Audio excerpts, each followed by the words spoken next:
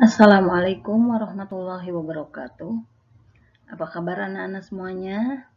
Semoga kalian dalam keadaan sehat walafiat dan selalu ada dalam lindungan Allah Subhanahu wa taala.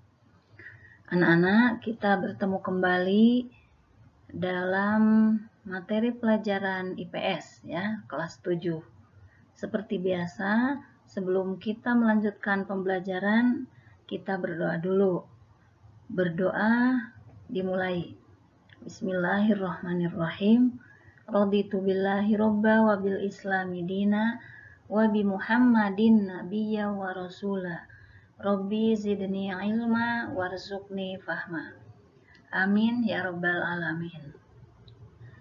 Anak-anak, kita lanjut saja ke materi selanjutnya. Masih bab 1 manusia, tempat dan lingkungan. Bagian B-nya yaitu letak dan luas Indonesia.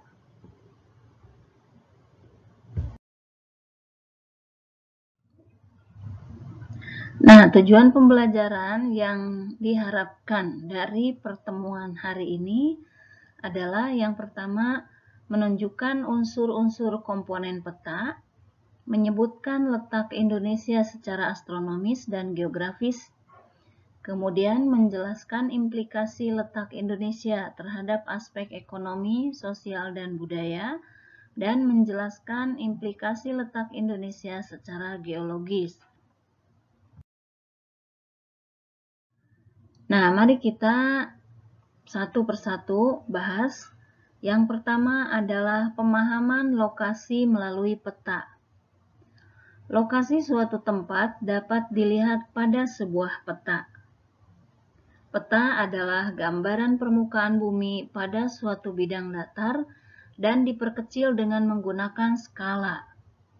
Adapun komponen peta adalah yang pertama judul peta, kemudian skala peta, orientasi utara, simbol peta, garis astronomis, inset, legenda, dan sumber peta.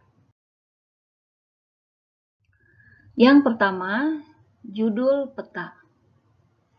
Nah, judul peta ini menunjukkan isi dari suatu peta. Contoh judul sebuah peta, peta penggunaan lahan di Indonesia. Maka isi dari peta tersebut adalah sebaran penggunaan lahan yang ada di Indonesia berupa pemukiman, hutan, perkebunan, dan lain-lain. Sekarang lanjut ke skala peta. Perbandingan antara jarak di peta dengan jarak sesungguhnya di lapangan. Nah, itu adalah skala ya. Misalnya di dalam sebuah peta memiliki skala 1:1 juta. Nah, ini berarti bahwa objek yang jaraknya 1 cm di dalam peta berbanding dengan 1 juta cm atau 1 km di lapangan. Skala peta terdiri dari skala angka dan skala garis atau grafis. Untuk skala angka, berwujud perbandingan angka. Misalnya, 1:10.000. Jika tidak disebutkan satuan di belakangnya atau di belakang angka tersebut, berarti satuan yang digunakan adalah cm. Sehingga skala angka tersebut dibaca 1 cm di dalam peta sama dengan 10.000 meter di lapangan. 10.000 cm di lapangan. Nah, ini yang berhubungan dengan skala peta. Jadi kalau tidak disebutkan satuannya, berarti itu kita mengacu kepada sentimeter. Jadi kalau di situ ditulis 1:10.000, berarti 1 cm di dalam peta sama dengan 10.000 cm pada kenyataannya atau di lapangan. Kemudian skala garis atau grafis. Skala grafis adalah skala peta yang berbentuk garis dengan ukuran tertentu. Skala grafis biasanya ada di dalam kolom legenda. Nah, kita lihat contoh untuk skala dalam peta ya. Kita lihat gambar.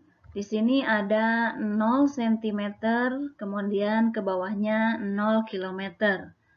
1 cm 5 km, 2 cm 10 km, 3 cm 15 km, dan 4 cm sama dengan 20.000 km. Nah, artinya di sini apabila skala angka pada contoh tersebut adalah 1/500.000, karena 1 cm di peta berbanding dengan 5 km. Jadi, di situ 1/5 km berarti 1 cm di dalam peta, maka 5 km di lapangan. Ya, 5 km karena di sini 5.000 cm itu adalah 5 km, karena kita hitungan satuannya kalau misalnya 1000 meter, nah 1000 meter itu kan 1 kilometer ya, 1000 meter 1 kilometer, sedangkan di sini 500.000 ya, 500.000 cm berarti 1 kilometer, karena setiap 1 kilometer itu sama dengan 100.000 cm. Jadi itu perbandingannya ya.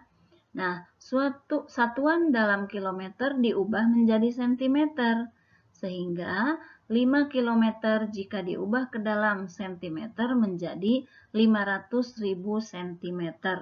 Karena itu skala peta menjadi 1/500.000. Nah, itu adalah skala peta ya. Jadi kalian harus bisa membedakan mana ukuran di dalam peta dan mana ukuran yang sesungguhnya. Jadi kalau di sini 1/500.000 berarti 1 cm di dalam peta, 500.000 cm pada kenyataan atau di lapangan yang sebenarnya. Kemudian orientasi utara. Nah, biasanya sebuah peta memiliki orientasi arah utara atau memiliki mata angin ya di dalam peta itu. Bentuk orientasinya ditunjukkan oleh simbol berbentuk panah dengan bentuk yang bervariasi. Penempatannya pada kolom legenda atau pada bagian yang kosong di muka peta. Nah, kalian lihat simbol orientasi utara pada peta. Nah, ini seperti ini, ada beberapa ya. Ini banyak, 1, 2, 3, 4, 5, 6, 7, 8, 9, 10, 11, 12. Ada 12 simbol ya yang menunjukkan ke arah utara. Jadi ke arah utara itu selalu menuju ke sebelah atas, mengarah ke sebelah atas. Selanjutnya simbol peta. Nah, simbol peta adalah tanda khusus pada peta yang mewakili objek yang dipetakan. Tujuannya untuk memudahkan pengguna peta dalam membaca dan memahami isi peta. Simbol peta dapat dibedakan menjadi, nah kita lihat nih simbol petanya, bertanda merah berbentuk kotak adalah ibu kota negara. Berbentuk titik merah agak besar ibu kota provinsi.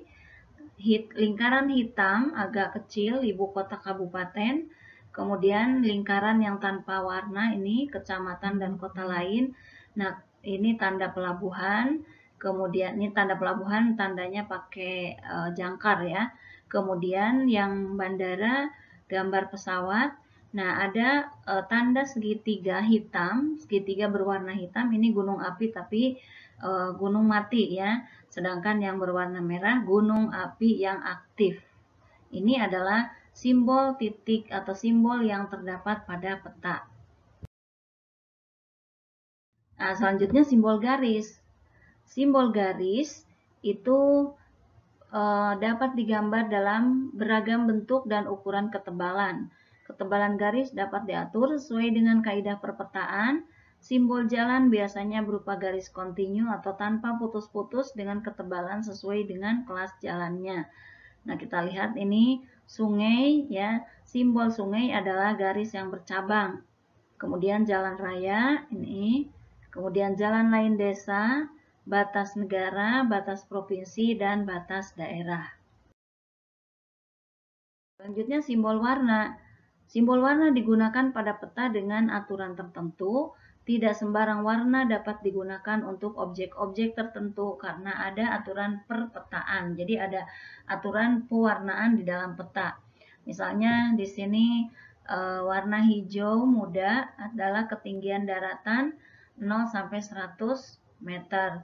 Terus sampai kemudian agak tua warnanya, semakin tua warnanya maka ketinggiannya semakin tinggi. Dari mulai warna yang coklat muda adalah 0 sampai 100 meter sampai warna yang coklat tua memiliki ketinggian daratan 3.500 sampai 4.000 meter.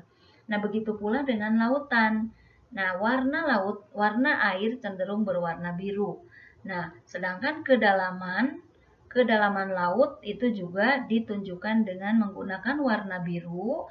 Nah, warna birunya ini bertahap. Warnanya ketebalannya itu dari mulai warna biru terang, kedalaman laut 0 sampai 200 meter atau 200 sampai 0 meter di bawah permukaan laut ya. Kemudian lebih agak gelap sedikit, gelap sampai tingkat kegelapan yang paling tinggi yaitu kedalaman laut dari 5.000 meter sampai 6.000 meter. Jadi itu simbol warna yang digunakan baik itu untuk daratan atau untuk perairan. Kemudian simbol area. Simbol area memiliki aturan tertentu dalam pemetaannya, misalnya area sawah digambarkan dengan bentuk poligon tertutup yang di dalamnya terdapat simbol tanaman padi. Nah, ini contohnya simbol area.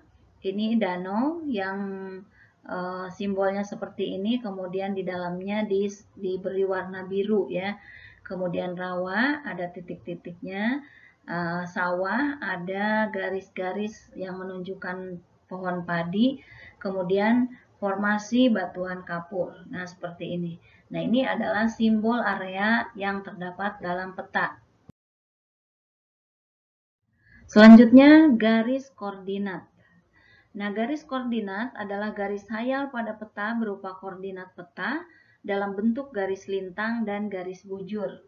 Garis koordinat akan menunjukkan lokasi pada peta dibanding lokasi lainnya di muka bumi, serta menggambarkan karakteristik suatu lokasi atau wilayah yang dipetakan.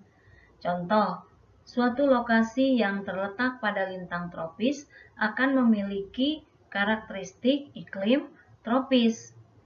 Nah, ini jadi garis koordinat ini adalah nanti yang membedakan antara bagian bumi yang beriklim, yang memiliki iklim tropis, subtropis, sedang, atau iklim dingin. Selanjutnya, insert. Kita belum nih, satu lagi ya, Ibu belum jelaskan. Nah, di sini ada yang disebut dengan garis koordinat. Nah, ini garis koordinat. Garis koordinat ini adalah yang menunjukkan ke titik 0 ini, 0 derajat ini adalah garis khatulistiwa. Nah, garis khatulistiwa yang membentang dari barat ke timur dan memisahkan bumi bagian utara dengan bumi bagian selatan. Nah, di sini nanti di bagian utaranya ada garis lintang utara, sedang di sebelah selatannya ada garis lintang selatan. Dan untuk yang menunjukkan iklim tropisnya ini adalah 0 sampai 23,5 derajat lintang utara di utara, dan di selatan pun 0 sampai 23,5 derajat lintang selatan itu yang menunjukkan wilayah tropis. Kemudian insert. Insert merupakan peta kecil yang ada pada suatu peta untuk menunjukkan lokasi daerah yang dipetakan di antara lokasi lainnya yang lebih luas. Nah, kita lihat contoh insert ini. Ini contoh insert ini adalah peta Pulau Kalimantan. Nah, yang dibahas secara khusus di dalam peta ini adalah Tarakan. Nah, Tarakan kemudian diberi tanda kotak segi 4 yang menunjukkan ini insert ya. Nah, ini adalah insert peta. Oke. Sekarang kita lanjutkan ke bagian selanjutnya. Legenda. Legenda merupakan keterangan semua objek yang ada atau muncul pada muka peta. Pada legenda ini, seorang membaca peta akan mengetahui tentang objek yang ada pada wilayah yang dipetakan. Nah, ini legenda ya. Misalnya di sini ada simbol seperti ini, garis merah lurus, ini jalan utama, kemudian biru jalan alternatif, ungu jalan biasa, oranye jalan tol, kemudian yang putus-putus ini jalan kereta api, kemudian ini baris seperti ini adalah batas provinsi, ibu kota, kota, kecamatan, rawan kemacetan ini, kemudian rawan kecelakaan, kondisi jalan buruk, rawan banjir, rawan longsor, pom bensin, dan bengkel. Nah, ini adalah legenda ya, legenda. Jadi ini menunjukkan keterangan yang merupakan semua objek yang ada di dalam muka peta. Kemudian sumber peta. Nah, sumber peta ini menunjukkan orang atau lembaga yang membuat peta. Jadi sumber peta ini tadi bisa orang, bisa lembaga yang mereka ini menunjukkan atau memberikan informasi-informasi tentang bagaimana cara membuat peta atau bagaimana isi petanya. Nah, ini adalah sumber peta, bisa orang, bisa lembaga. Sekarang kita lanjutkan bagian 2, yaitu letak dan luas Indonesia. Indonesia terletak antara 95 derajat bujur timur sampai 141 derajat bujur timur dan 6 derajat lintang utara sampai 11 derajat lintang selatan. Karena letaknya tersebut, Indonesia termasuk ke dalam wilayah tropis. Wilayah tropis dibatasi oleh garis lintang 23,5 derajat lintang utara sampai 23,5 derajat lintang selatan. Artinya dari 0 ya, nih dari 0, dari garis ekuator, garis khatulistiwa, ini 0 derajat sampai 23,5 derajat lintang utara dan 0 derajat sampai 23,5 derajat lintang selatan. Ini yang wilayah memiliki iklim tropis. Perhatikan peta berikut, ini daerah yang diarsir merupakan daerah tropis dan Indonesia seluruhnya masuk dalam wilayah tropis. Nah, ini ya, garis khatulistiwa ke atas sampai 23,5 derajat lintang utara, ke sebelah bawah sampai 23,5 derajat lintang selatan. Ini merupakan iklim atau daerah yang beriklim tropis. Kemudian secara geografis Indonesia memiliki posisi silang secara geografisnya. Nah, apa itu letak geografis? Letak geografis merupakan posisi suatu wilayah atau negara dilihat dari kenyataannya di permukaan bumi.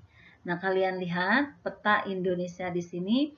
Indonesia berada pada posisi silang. Nah, di sini posisi silang ini maksudnya bahwa Indonesia ini terletak di antara dua benua, yaitu di sebelah utara benua Asia dan di sebelah selatan benua Australia. Kemudian di sebelah barat dan di sebelah timur atau sebelah barat daya ya, barat lautnya ini, atau bisa di sebelah barat Samudra Hindia dan di sebelah timur Samudra Pasifik ya. Ini adalah letak geografis Indonesia. Selain itu juga, Indonesia ini berbatasan dengan wilayah darat.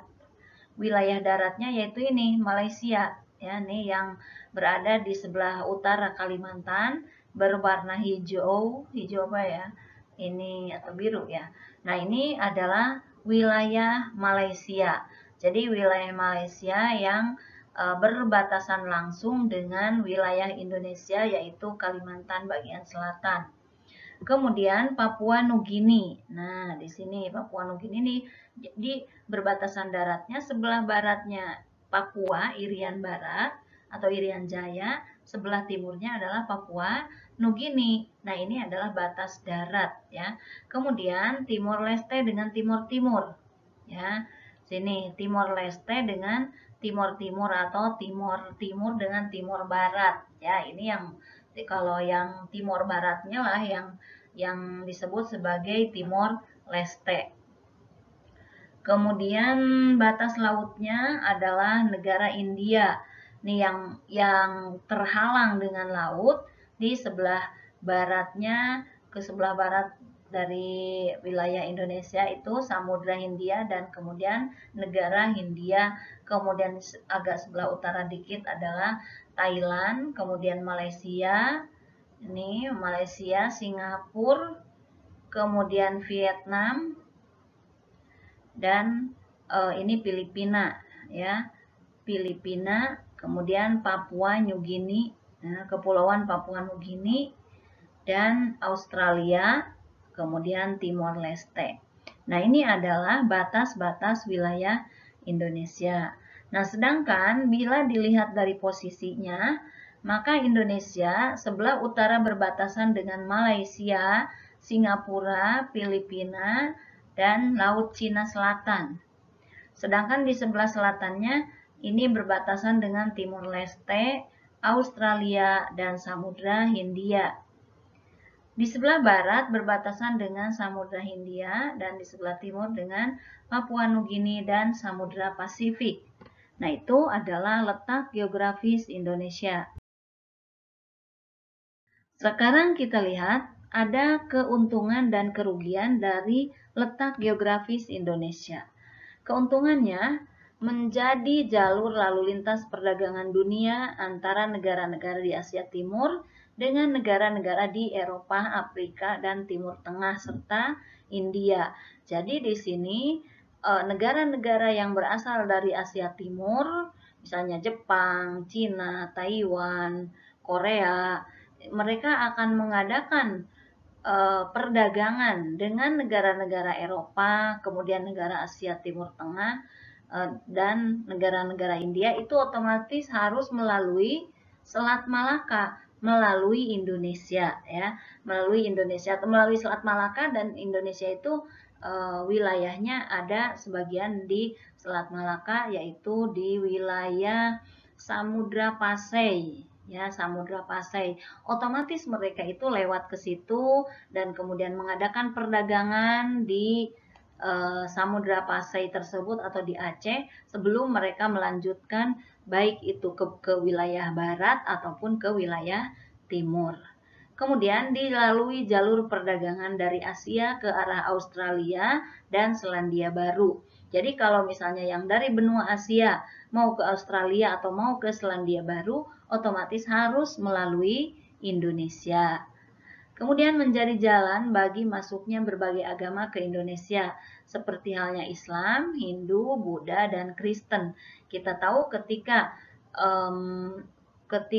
penyebaran Islam atau ketika zaman sebelum sebelum Islam datang ke Indonesia, kemudian di situ datang para pedagang yang berasal dari wilayah barat ya. Dari wilayah barat itu, dan maksudnya dari sebelah barat Indonesia, itu dari Persia, kemudian ada juga yang dari Gujarat, Hindia. Nah, di situ mereka selain berdagang, mereka juga memasuki atau sambil berdakwah ya, memasukkan paham-paham keagamaan, yaitu agama Islam yang mereka bawa dan kemudian mereka sebarkan di wilayah Indonesia.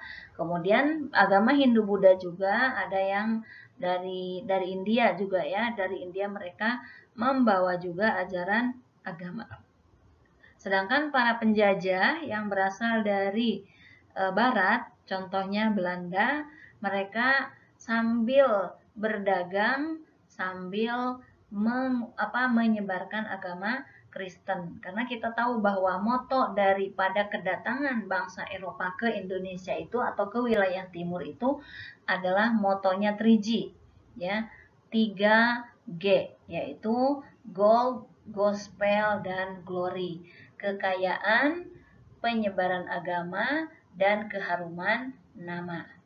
Kemudian Indonesia yang kaya sumber daya alam menjual berbagai komoditas atau hasil buminya seperti kayu cendana, lada, pala, cengkeh, dan hasil perkebunan lainnya ke wilayah atau ke negara-negara Eropa dan ke Cina.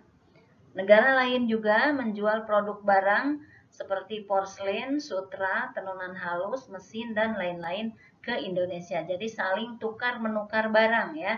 Artinya saling berdagang. Maksudnya pertukar-menukar ini tukar-menukar barang dagangan. Jadi dari Indonesia menjual banyak rempah-rempah ke negara Eropa dan Cina atau ke negara yang datang ke wilayah wilayah jalur perdagangan tersebut. Kemudian dari Eropa atau dari Cina juga mereka menjual produk-produk yang berasal dari sana, yaitu seperti tadi porselen, sutra, tenunan halus, mesin, dan lain-lain. Nah, selain keuntungan yang dimiliki atau yang diperoleh oleh bangsa Indonesia dari letak geografis itu, ada juga kerugiannya. Ya, jelas saja dengan banyaknya negara-negara yang masuk ke wilayah Indonesia, maka banyak pula budaya-budaya luar yang masuk ke Indonesia dan kemudian mempengaruhi kehidupan budaya bangsa Indonesia. Contohnya misalnya ada pergaulan bebas. Ya, pergaulan bebas, kemudian juga kriminalitas. Nah, dari pergaulan bebas itu akan menimbulkan kriminal ya biasanya. Jadi pergaulan bebas diantara misalnya narkoba ya, narkoba, kemudian kenakalan-kenakalan remaja dan lain-lain.